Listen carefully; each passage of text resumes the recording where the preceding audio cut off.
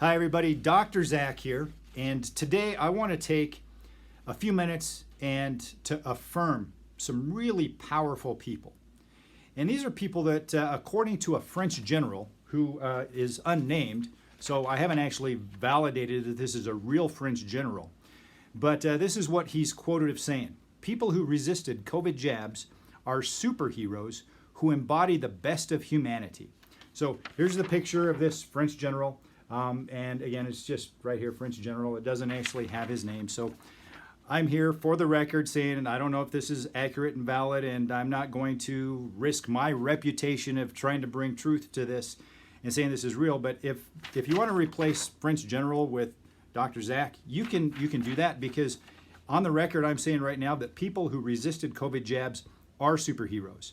They embody the best of humanity. And again, to steal a quote from some potentially fictional French general, I'd go on to say that even if I were fully vaccinated, I would admire the unvaccinated for standing up to the greatest pressure I have ever seen, including from spouses, parents, children, friends, colleagues, and doctors. And I would go on to say from state boards that oversee and regulate medical and chiropractic practices, departments of health, and our local governors.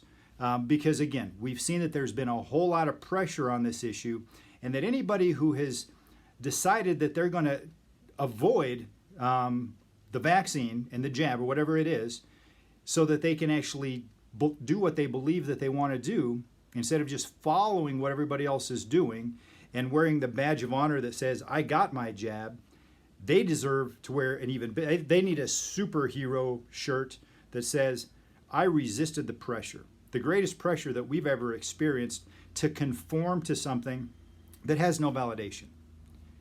And I say that based upon the words of Dr. Paul Offit. And if you don't know who Dr. Paul Offit is, it's worth looking into. He's actually one of the doctors that's on the FDA committee to approve the COVID vaccines. Formerly head of the American Academy of Pediatrics, he's very pro-vaccine. In fact, he owns the patent on the rotavirus vaccine. So if you own a patent on a vaccine, believe me, you're pro-vaccine, because every time somebody gets that jab, you're getting money in your pocket. And Dr. Offit, again, so pro-vaccine that at one point he said that a child could get 1,000 vaccines in one day, and they're so safe that it wouldn't cause any harm to that child. Well, when this doctor was offered $1 million to get just 100 vaccines in one day, he politely declined. Actually, he didn't politely. He threw out some F-bombs and some other things that weren't quite so polite. He's been caught on camera being really not a very nice guy. But that's a different point altogether. He basically didn't get the $1 million to get the jabs because he owns a patent on a vaccine, and so he makes millions that way. He doesn't have to do those things.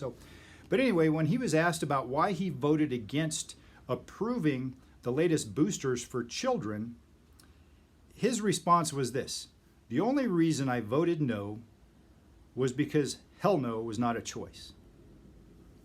So one of the most pro-vaccine people on the planet, looking at this COVID booster that were continued by the media, by the public health experts, is the greatest thing that's ever happened to humanity. And we got this guy saying, not only do I not approve, if hell no was an option, I would have checked that box. He goes on to say, right now they're saying we should trust mouse data. I don't think you should ever ask tens of millions of people to get a vaccine based on mouse data. So, I've got a different level of appreciation for Dr. Offit, because he's willing to stand up against the narrative and say this about the COVID vaccine.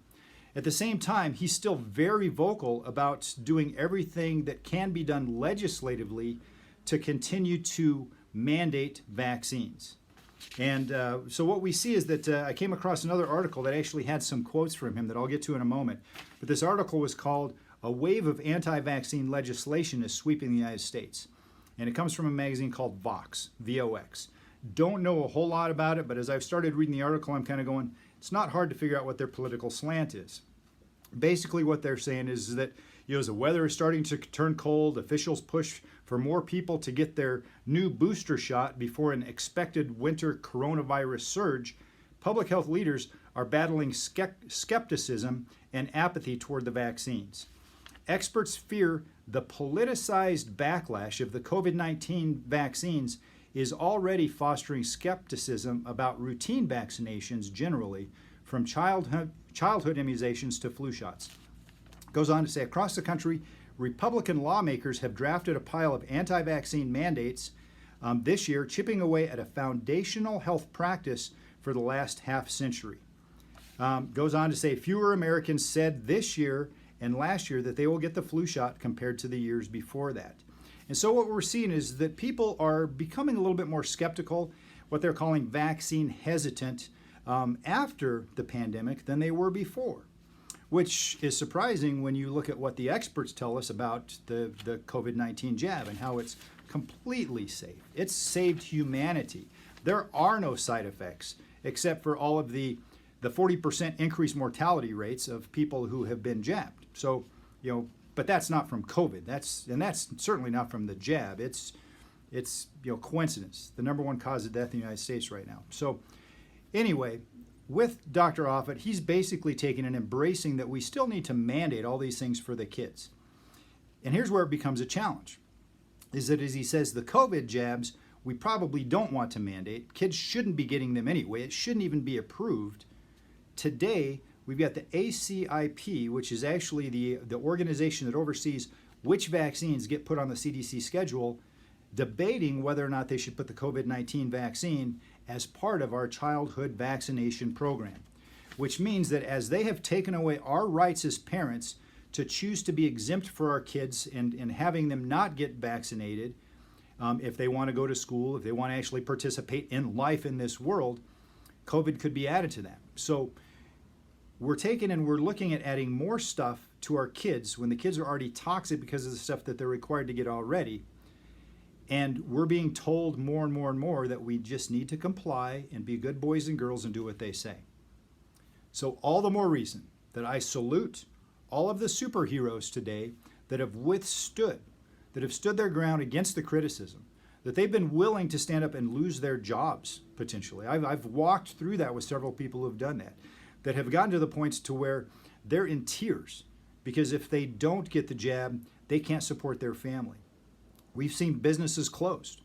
Firsthand experience right there. Licenses revoked. Firsthand experience right there. We've seen families separated and divided. Right here. We've seen all that happen. So I know that it has been a challenge to withstand, to stay strong, and to not just give in to what everybody else is doing without even thinking. We don't take a bold stand like this unless we have a reason to do that. And it's not just because we're trying to be radical rebels.